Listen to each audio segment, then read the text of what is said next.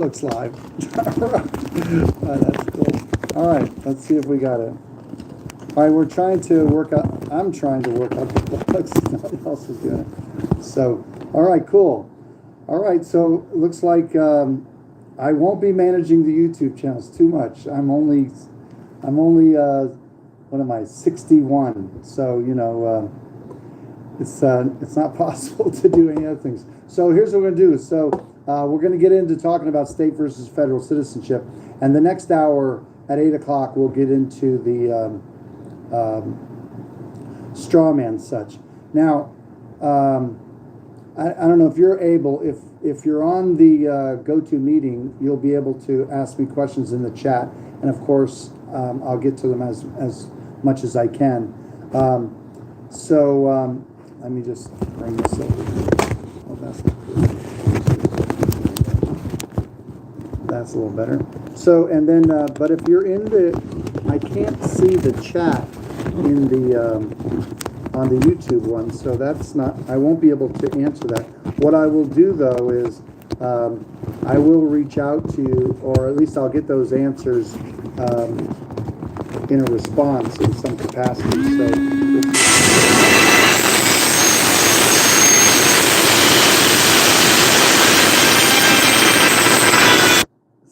That's just bad. Now you think, oh, is there no audio is there no audio on YouTube? Oh, that's that. Not working.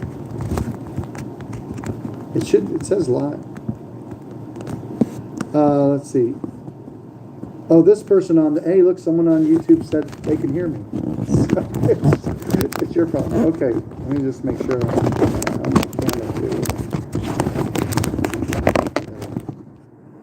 All right, there we go.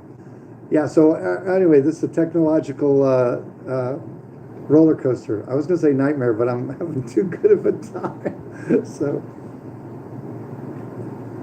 all right, thank you for your patience. We're at 10 minutes after the hour, and I'm going to try to get all your questions answered. Yeah, the microphone is not my headphone. What you hear on YouTube is coming through my phone. So however that works and however that sounds, it may be funky. I'll work out something different. Next time what I'll do is I'll get a better, I may have to bring another laptop and with a second headphone or something and work out some of this technicals. Like, create a studio. This is my desk. This is what's behind my desk. This is what I work on. I have a large television screen in front of me that I have an overlap for my laptop. What you see on my desktop is just the website. So anyway, that's where I'm at. I'm in my office in Franklin, New Hampshire. So thank you for your patience, and I appreciate you being here. I will work out all these bugs, and that's kind of cool. So we'll see how it all plays out. And again, we're going to get into the straw man stuff in the next hour. So what I want to talk about now in this hour is state versus federal citizenship, those concepts.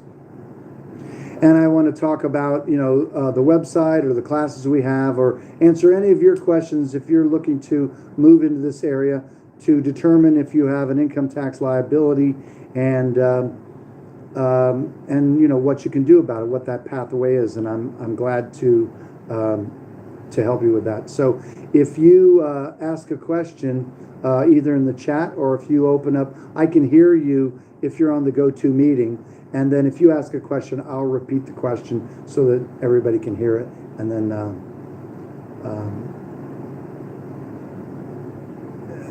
so that everybody can know, what I'm answering as far as the question. So this is the time for you to ask questions. And again, if you don't, then I have to talk, which isn't the worst thing in the world. But, if you're here for entertainment reasons, I'll struggle to have it be good.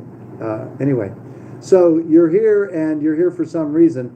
If you want to let me know some of that, or if you have any comments or where you are in this journey, if you've eliminated your income tax liability, how you're doing your work, how you're creating wealth for yourself and what that looks like. your pursuit of happiness. How do you stay out of the federal zone while making money and doing things, We have clients all over the world that have done these processes. They work and they don't participate with all that income tax stuff. They don't keep receipts or do any of that. Now, many of the clients that we have, I don't know about many, but there's a number of clients that come in that have, they may have corporations or, LLCs and things like that. All that has to go. I was talking with a client today where they were saying he received his money because he's an investor in a S corp or C corp. I don't remember what it was, but he was giving them new tax paperwork, which we have for our clients, and they and so this paperwork refers to himself as a non-resident alien. Now, those terms are from the tax code. A resident of the United States or the District of Columbia, how the tax code defines the term United States, that is a 14th Amendment citizen. A U.S. citizen, from the State Department's standpoint and the IRS's standpoint, determine U.S. citizenship by the 14th Amendment. So if you're not a citizen of the United States, then you would be alien with respect to the District of Columbia. That would be Washington, D.C., or the federal government. Alien.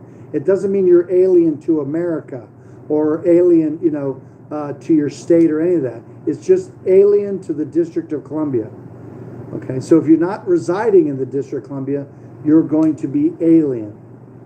I'm sorry, you're going to be non-resident. I'm sorry.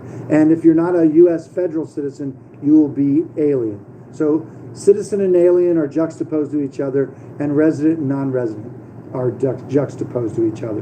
And the tax code just, frames those or refers to both those types of entities. Okay, and we handle this information and show you from the tax code who has an income tax liability and why.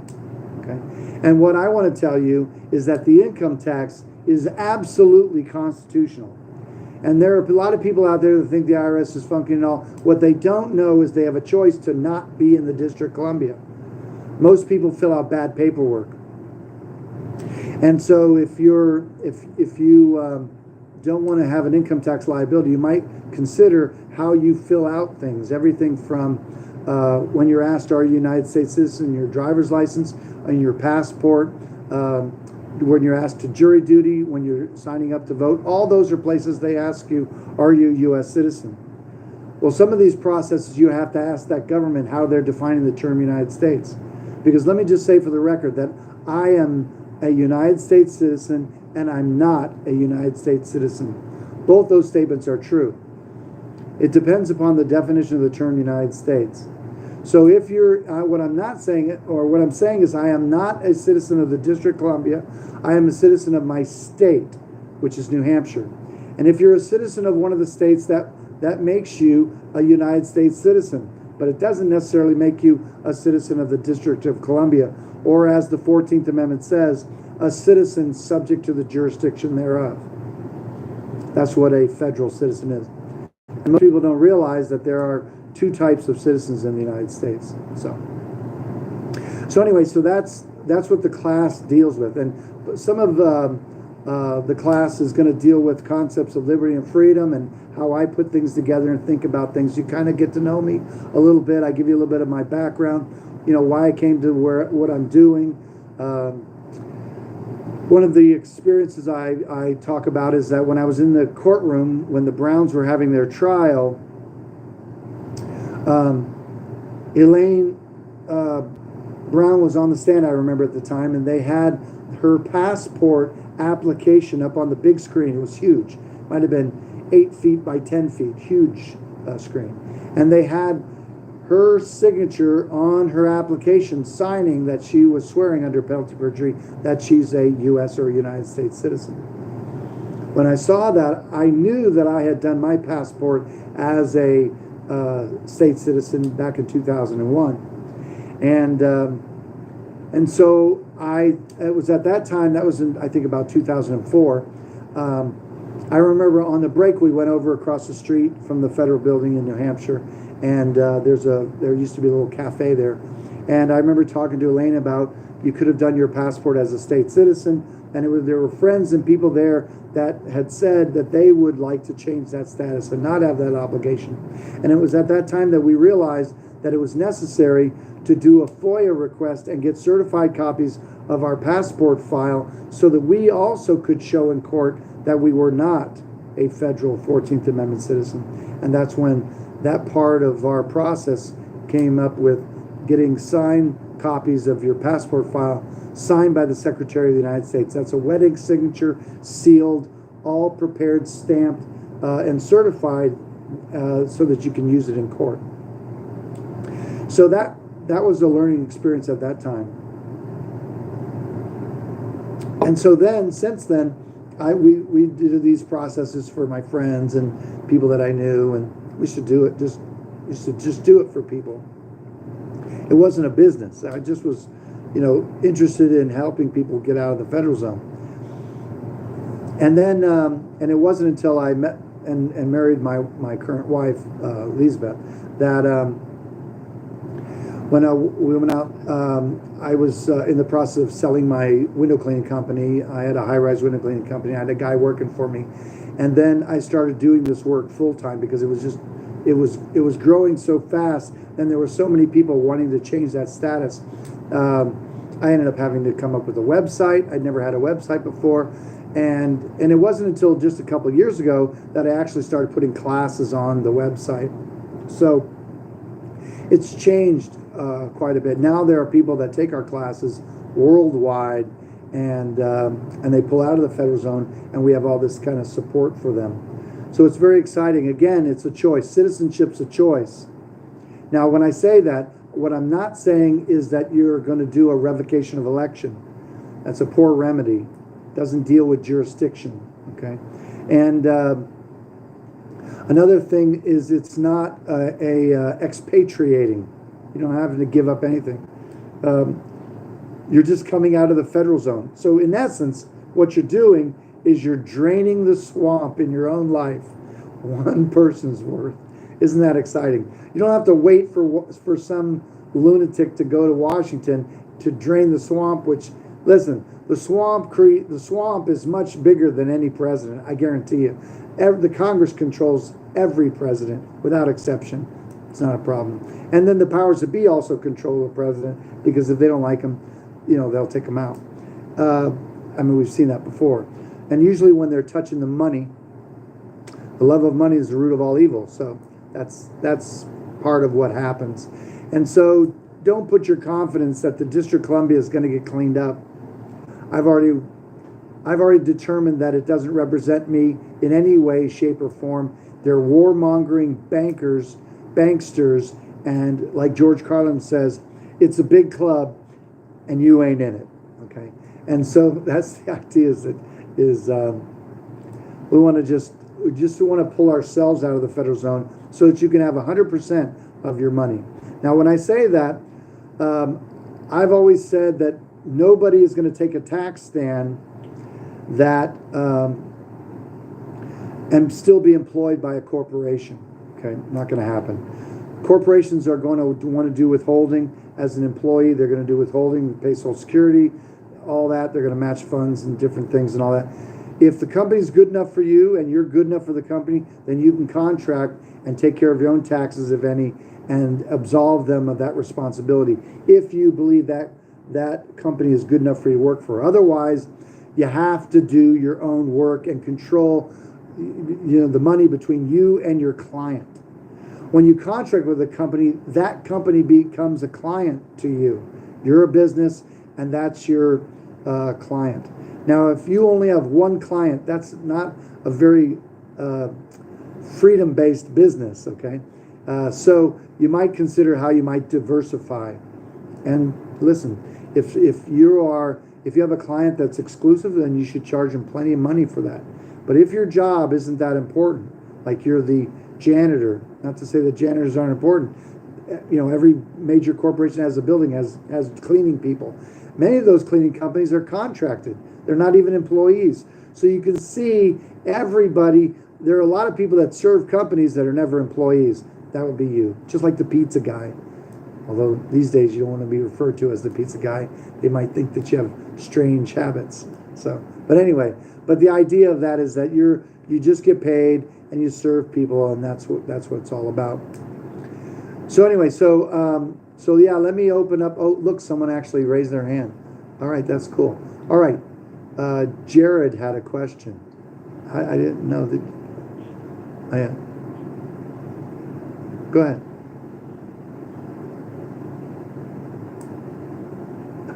Oh, you hearing an echo come through? Or are you looking at both YouTube and? Okay. I don't hear an echo from you. So okay, cool.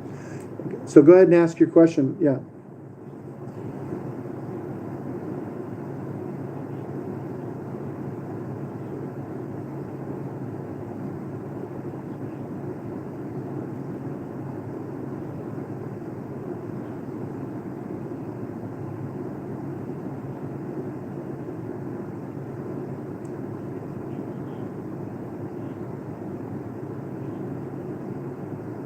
Okay.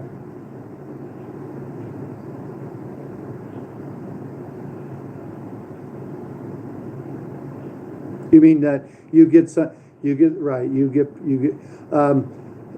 Jared. Okay, go ahead. Okay, sure.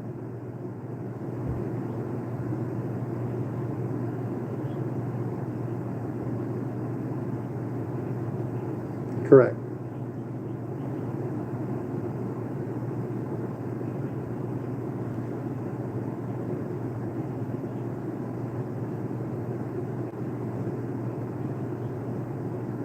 Okay.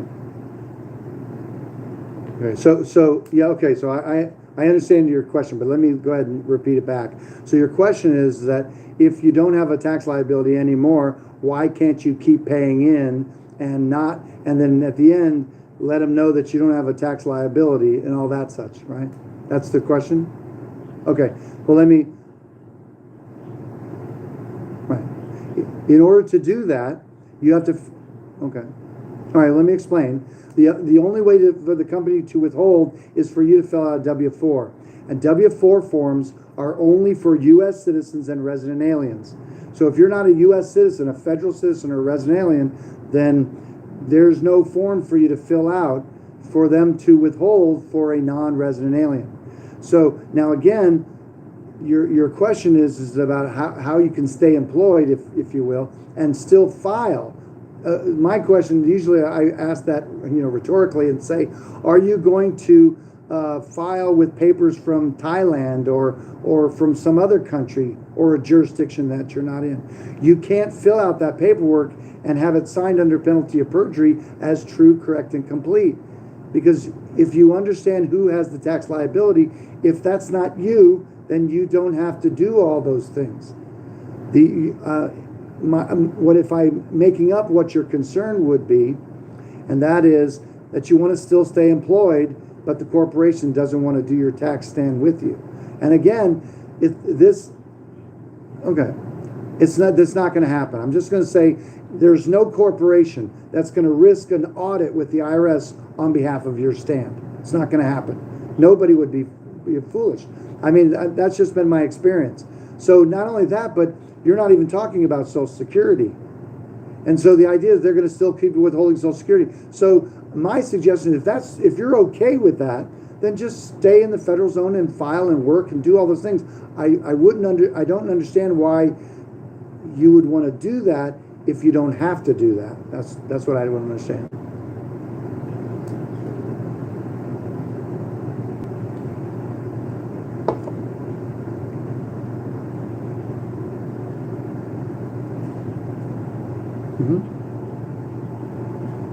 Well, sure, you'd have to be right. You have to be responsible for yourself. So you have to ask yourself: do you want to invest in the stock market when that's going to get ready to collapse in a moment's notice? Right. So you don't want to do. You're talking about benefits.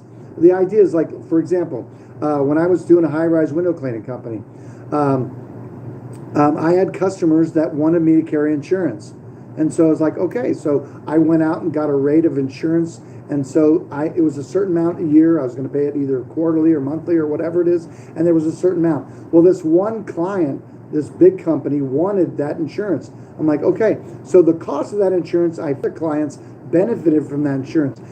I could have diversified all of my insurance and figured it into all of the accounts that I had and just figured it out, not disclose that because, I always hate that when people fee you to death.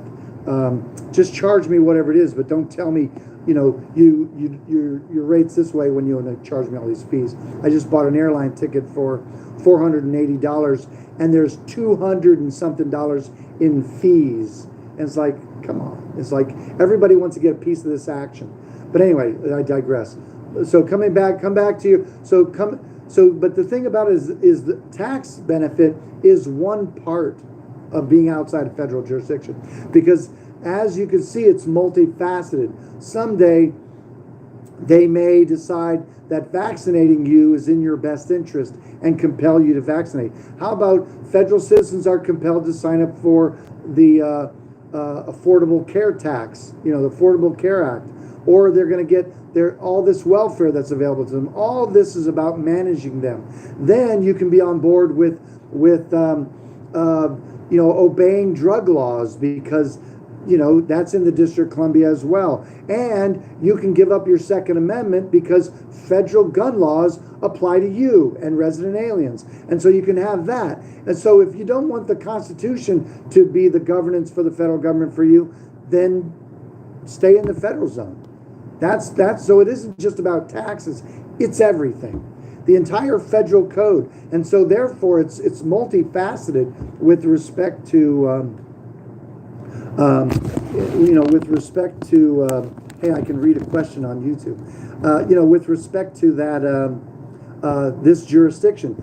This is always about jurisdiction. It's not about taxes. It benefits you financially because then you keep 100% of your money. But again, so getting back to the employer. So getting back to the employer again, it's multifaceted. And again, I don't see the company doing anything different. And yes, you would have to file. But let me say, I know, one of our clients was receiving money with his military pension, and we endeavored to have him file a tax return just for that. And so we signed it without the United States under penalty, had an explanatory statement, all these things with respect to telling the truth about the money he receives from the District of Columbia and that he was going to pay taxes on that. And they sent this back, charged him $5,000 for a frivolous return. That's the thanks we get for moving towards keeping it honest and true. So now he's going to have two choices. One, he's just going to receive benefit and he'll deal with IRS down the road if that's what they want to do and leave it at that. Or two, gives up his military pension. The federal zone, realized he made the money he did in the military, but he works 20, 30 years or whatever it is. I think it's over 20 years. That deal doesn't go down if he wants to pull out of the federal zone. The same thing goes on with respect to freedom-minded people that want that Social Security nipple. They want to, I can have some free money, so can I get the free money and still not pay taxes? No. Yes, you can, of course, but the IRS can take that. It's not, but you got to understand that money comes from the District of Columbia, and they don't owe it to you. Anybody who thinks that the Congress owes you Social Security has never read the Social Security Act. And it doesn't matter what the stupid liars say. It matters what the tax code says. It matters what the Social Security Act says. And it says it's senior welfare.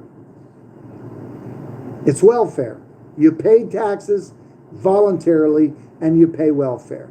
And there's no money in there. There are trillions of dollars in debt. So that's the nature of it. So anyway, I talked over you. I apologize for that, Jared. But I do thank you for that question because I think that's a very common question for for people. I think that's a choice you have to make. And sometimes that could be a hard choice as well as liberating. Sure. Okay. And so how would you like to have all of it? What is it? He said that he has a good income.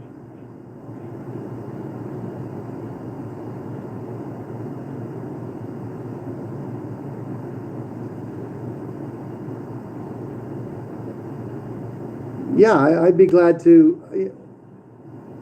Mhm.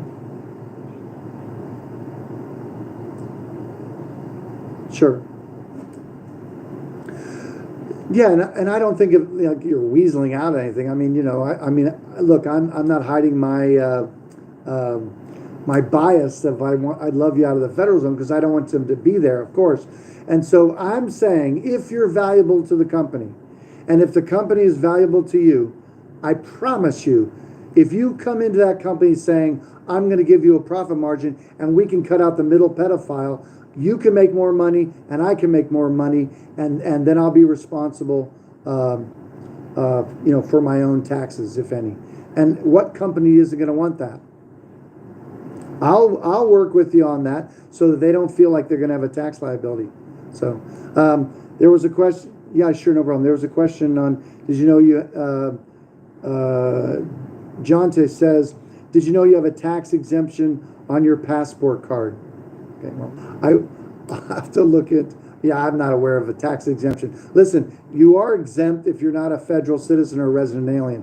You're exempt. We have a W-8 and a W-9, and on the W-9 we have an exemption, and so we have proper paperwork with respect to that. So the exemption is that you're not a federal citizen or resident alien. That's the end. So as far as the passport card, I'm not aware of such information on the passport card, but I'll look into that. I'm going back to some questions on the chat. Let's see. Here it is. There's one question that says, Chris, my question is about getting a new bank account, which I've talked several times. None of them want to open a bank account for a non-taxpayer. Don't use the term non-taxpayer. No such thing as that. But anyway, this is the tech from one of the applications. Most of them are very similar. I probably won't get into. Yeah, I understand how. It's a W-9. That's what they're having you fill out as a W-9. Okay, so the idea is that you have to use your W-9, not their W-9, and you'll give them a W-8. So you can do that with those proper documents. Okay, and so but the bank is connected to IRS. They're still going to get your social security number, just like we do with the passport. You might want to give them an explanatory statement and certainly proper tax documents. Okay, but the idea is that the bank isn't what's going to trigger the IRS, okay? IRS is going to move in its own way depending on how your money comes in or if it's reported on a 1099 or whatever the deal is. So as long as your paperwork is correct, you're not going to have problems with IRS. All right, so that's the idea of that. So that what you're sharing up there is a W-9. We have W-9s for that. You wouldn't fill out theirs. And someone also says, I understand that if I've been notified by IRS, I am subject to backup withholding as a result, dividend interest and reporting. I've not. Yeah, most people haven't received notice from IRS. Okay, this is the exact language that's on our W-8 form, our certificate of foreign status. Yeah, and all that stuff is for federal citizens and all that. You're just going to do an explanatory statement or just give them the proper tax documents. I've had the same bank account since I was, stopped filing. And, years ago, the bank had given them some money because the IRS gave them a levy and they paid some of that. And I learned a lot. And ever since then, I've gotten a couple bucks for being outside the federal zone. So anyway, the idea is that there is a path, and we have that. And again, you if you understand the language and you understand the term United States in the tax code, then you'll understand what they're asking. Okay, so you're going to be outside the federal zone and outside that jurisdiction. Hopefully that makes sense. John says, chat, is the chat streaming on another platform? Yes, on YouTube, just so you know, I am on a GoToMeeting call, and on the destinationfreedom.org website, there's a link to that GoToMeeting, and so you can come into the GoToMeeting call and ask questions and things like that. So this is live. So again, the destinationfreedom.org website on that first page, we'll have a link to this this live GoToMeeting chat. So, hey, this is a high tech. So anyway, so that's kind of wild. And those are very good questions, and I appreciate that. Helps me a lot to be able to explain myself. So anyway, any other questions? Oh, let me just go back up there. And that's so. Someone says they can all deny the account, though. Certainly, they can deny the account. There's no reason that you can't do that. So the idea is, and again, we realize, so if you have a personal bank account, my advice to people is not to shut down your banking because it's very valuable. There are plenty of clients that we have who decide not to use banking, and you just have to learn to do that. And there's all kinds of other remedies of getting paid, and of course, cash is always a good thing like that. But if you have a personal bank account, then we recommend you holding on to it. And as long as you govern yourself properly, it's not going to be a problem for you. Okay. If you already have IRS issues, then the IRS is moving down a certain path, and we know that pathway, and you can secure your assets and do things until it eventually lends to a lien or levy. And sometimes they're not leaning or on anything, or I should say a lien on nothing. I think I once had a lien on something on the county. I don't have any property in that particular county, so there was nothing for them to lien on. Liens on your shows up in a credit report, but I have no credit. I gave up banking years ago. I gave up debt years ago, I should say that. And so, but again, so I tell clients, if you have a personal bank account, hang on to it. It's a useful tool. If you have a corporate bank account that has a tax ID number, it's got to go. No corporations, no corporate numbers, no LLC, no S Corp, C Corp, nothing. If you don't want to be controlled by government, you have to get out of the governmental entity, which is the corporation. So why not just play their game and fill out the application the way they want it? Yeah, you can be in the federal zone and play their game and make lots of money and pay taxes and all that stuff's all good. You can do anything you like. It's a choice for everyone. Not everybody's in that same place, but there's a bit of joy to not keeping receipts and filling out and disclosing all of my financials with IRS. So that's part of the joy of that. So that's the game I'm playing. But some people feel that way. Oh, about the checking application at the bank. Yeah, I mean, again, it's like the passport process. It's for federal citizens and all that. So have an explanatory statement and fill out the form. The thing that I would advocate that for people is that always tell the truth. And most of the time, we just bring everything into the light. There's one client who won some money at the casino, right? And so now he has to give them proper tax documents because he doesn't want to create a tax liability because they're looking for his social security number with respect to giving him his payout. I have another client who is, he's working with Airbnb and they're going to pay out. And so therefore, they want to write off what they're giving him. And so they're asking for a tax ID number. And so, I'm working with him, and I got to work it out with Airbnb to resolve that.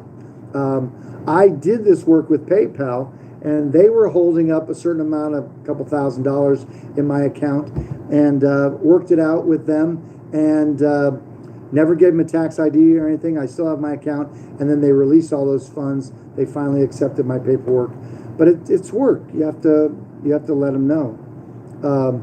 One of the questionnaires says, what would be the most difficult lifestyle obstacle with being a state citizen? Is it difficult to buy a firearm? Well, that's a great question. I don't find it difficult. It's not as difficult as being Amish or a Mennonite, going without electricity. That would be challenging, although that would probably be more quiet. But as far as being a federal citizen, it's not a big deal.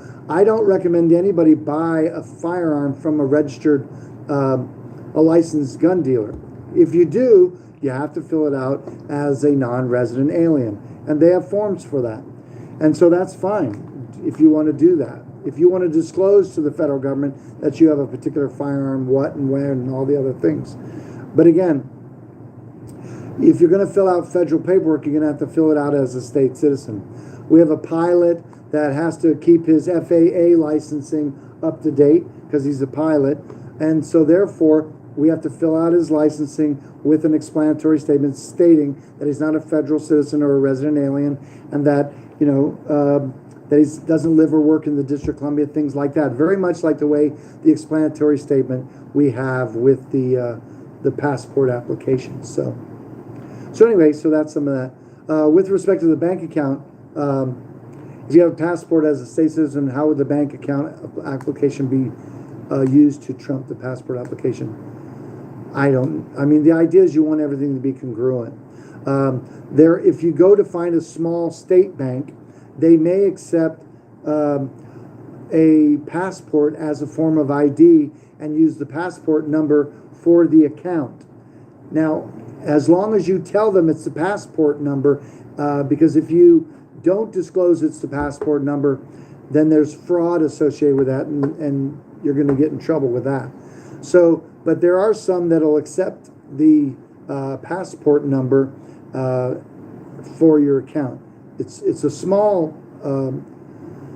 There's a few clients that I'm aware of that have done that and have maintained those accounts. So that's something you might consider. And then someone else says. That says even if you use this statement, they will deny the application. You don't know that anybody's going to deny any application. That's just your sentiment. There's hundreds, if not thousands, of banks made up of all sorts of people. So your experience is no guarantee for someone else's experience about they're going to deny application. Okay, so don't think that way. Okay, there's always a remedy, and you're always dealing with people. So there's no they'll do this or they that. There's no such thing as that. It's bad advice. How do you prepare for these gotchas, employment, banking, whatever other life-changing issues there be before you withdraw from the federal zone? Well, first of all, I would invite you out of the gotcha belief. Okay, there's no such thing as that. The king doesn't get gotcha'd. Okay, there's no such thing as that. You're just going to have everything true. You got to realize that you've had a number of years of doing things with bad paperwork, and you're just going to make it correct. You don't have to rush to make sure everything's correct, okay? Because they're not disclosing some of this funkiness, and so the idea is one thing after another. You can do a lot of things. We have a lot of support for that. What we call an alignment workshop that deals with driver's license, voting registration, jury duty, things like that. And these are, when the insurance company is going to pay out, when you go to you sell your piece of property, anytime you're asked for that Social Security number, or in the context of taxation, all is an opportunity for you to tell truth. And so therefore, that's an opportunity. So there's no such thing as nobody's after you. Okay, there's no gotcha. You just gotta, if you're employed, you just have to realize, okay, this is that moment where I'm going to launch my own business. Wow, I wonder what I want to do, and you're just going to move in that way, and it's a very exciting thing to move out of that. Now, listen, when I was doing this, there was no website I could go to help me along the way. I was working with people who were dealing with the IRS themselves. I remember, if you know who Paul Mitchell is, who wrote the Federal Zone, I would hire Paul Mitchell to write letters for me to go to the bank and all. So I was paying for people to write for me until I learned it myself and started to write things for myself. And so because I was helping friends and people, and it just started growing, we just started helping people full time, and that's where this has come about. And all of our work, we've worked hand in hand with government to make sure that this stuff is accurate and that we can do what we do. Even like the driver's license paperwork we hand out in New Hampshire, that information has been passed by the attorneys general in New Hampshire, and they told the DMV to accept our paperwork. That's the kind of work you can do in your state. We've done this with the State Department. In our passport process, there's a letter that the State Department wrote to me for my family on providing explanatory statements when you're doing your passport if you don't agree with the oath on the application. We have this information for people, and we've done this, and it's not a violent pathway to stop filing and paying, but you got to be willing to come out of the federal zone and clean up your administrative your administrative record. Yeah, so I get it. Surprises is a good term with respect to gotchas. So the idea is that it's always an opportunity to tell the truth, and that's the benefit of it. When I'm dealing with a bureaucracy, it's it's just where my head's gone. I've done so much of it so long that I just decide to that it's just a fun journey. Someone says, how do you get an international driver's license? Usually you have a driver's license in some particular jurisdiction, and then you can apply for an international driver's license.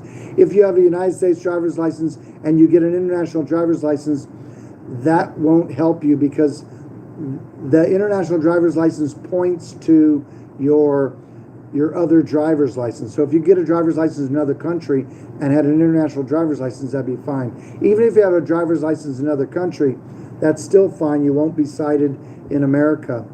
So you want to cancel your CDL contract. Can you still drive the school bus with it? Well, they may have that. We'll just do your CDL as a state citizen. And the good thing, here's the benefit of maintaining your driver's license, not so much in the area of driver's license right to travel. Now, in our explanatory statement, we include the language of restoring your right to travel and not being in commerce or transporting goods or services and things like that, transporting people and packages. And so therefore, we're hoping, and this is sad, we're hoping that when the next client goes to court or gets a ticket, that that we'll see if this paperwork will, have them dismiss the case.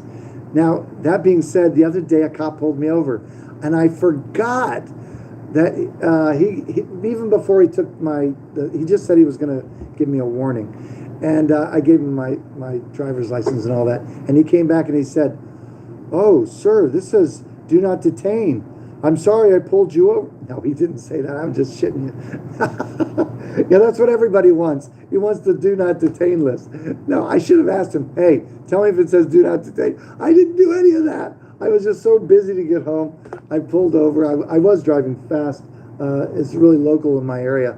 Usually I'm going the other way and I slow down to get in town. I was driving out of town and was up to 50 miles an hour before I got to the 50 miles an hour. So anyway, wasn't a big deal. But I should have gotten the ticket. That's what I should have done. I should have said, no, sir, no warning today. I shouldn't have done that. Please give me a ticket. And then at least I could have tried out the remedy first instead of waiting for a client. That would have been smart, but I'd have to remember that. So I failed you. I'm sorry. Please forgive me. So, but anyway, but listen, here's the reason to do the driver's license. It adds another bit of evidence, facts and evidence that you could use with respect to IRS. Because remember, when IRS was charging the Browns with federal income tax liability and was declaring they were a state citizen or a federal citizen, they had their passport application. Well, we're doing that so that you can have certified copies of your passport file and have that evidence to be able to submit. And again, we've not had any clients in tax court because we know how to stay out of it. But when they want to say it's frivolous, you'll be able to get certified copies of your driver's license application that you're not a federal citizen. And the same with jury duty, as same with your voter registration. And not that there's anybody worth voting for in the federal zone, but in your local town where they're taxing your property, and your county where there's a sheriff and all that, those are places where, functioning within in a constitutional republic as a representative form of government, it's worth being engaged, fully engaged into those local politics and the people who say that they represent you, and should be after securing and making sure that your rights aren't being violated by your town, by your county, or by the state. And so one of the best ways to keep the state away from, or let me say this, some of the best ways to keep the state from you is that if you have a constitutional sheriff, or your county should protect you from the state, and the town should protect you from the county. The problem is both the county and the town are incorporated with the state, so they end up becoming the political subdivisions of the state, very much like when the state forms a corporation and they get a tax ID number, then the state government comes into the federal jurisdiction. It's a stinking mess. But just because they are doesn't mean that you are, or that you have to be. Just so you know. All right, we're coming down to the wire on this hour, and I'm glad to answer any questions. We will roll into the next hour where we're going to talk about the straw man concepts and something that I'm going to get ready to work on, and this investigation. And I'll tell you why. It's kind of long overdue, but I'll get into that at the top of the hour, because some people are going to come in at the top of the hour. I think what I'm going to do is I'm going to shut down the YouTube live, and I will come back up. Matter of fact, I'll do that. There's a question that says, as a state citizen, then would you not be eligible to vote? And I don't know such liability. On the question of are you a United States citizen is in state. Remember, elections are not federal, they're state jurisdictions. And so that's the idea. So I don't share that sentiment. Now, if on those documents, if the state, your particular state, defines the term United States or deals with it as being a federal citizen, well, then in your situation, that's a controversy you have to work at, in the sense of saying you're not a federal citizen, but the state may be infringing upon your right to vote.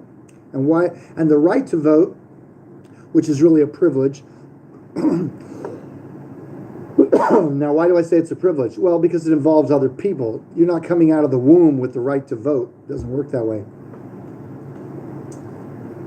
That's a privilege. But the privilege of voting is based in the right to representation. And taxation without representation is immoral. And so therefore, that's why you have that the right to vote. And it's interesting because even in statutes that deal with the right to vote, it's a right to representation. And so they use that, they refer to sometimes as a privilege and other things, because I think sometimes they determine that a felon, I don't know if a felon can vote. I think if a felon was a federal citizen, he might not be able to vote, but I don't see that as a state citizen. So anyway, because I don't know what a federal election is. I mean, I get it that it's voting for president and all that. This year, I'm going to go talk to my Secretary of State and talk to him about some way that I can defile my application in a way that it won't be counted as a vote for either party, and that I can mark it in a way that lets them know that I've lost all confidence with the District of Columbia and anybody that goes there. So that's another video that I have to do. I have to get like a hidden camera or something so I can go in and record these things. Someone says, without a bank account, credit card, how would you shop online? Well, you can have if you want to shop with, if they're able to use one of those cards, but some of those bank cards or whatever, that would be the only way if you're able to get that. Nowadays, in order to get those bank cards, you still have to disclose Social Security numbers for those things, or in some capacity. But if you can get that, that's great. Or you get yourself a nice friend that would like to receive cash from you while they buy online for you. That's just that much you'd have to do it. Otherwise, I recommend just get yourself a bank account. It's always better if you can hold if you already have one. If you're going to do one, then just do one as a state citizen in whatever capacity without trying to poke them in the eye. So we got about 2 minutes here. So those of you that are live on YouTube, stand by because we're going to go live again at the top of the hour. But I want to go ahead and close out this so that I can start a fresh one. And then we'll get this. And I want to answer your question in just a second, Brian. Okay, so stand by here just a second. Let me just deal with this technical thing. See if this will work. Let's see.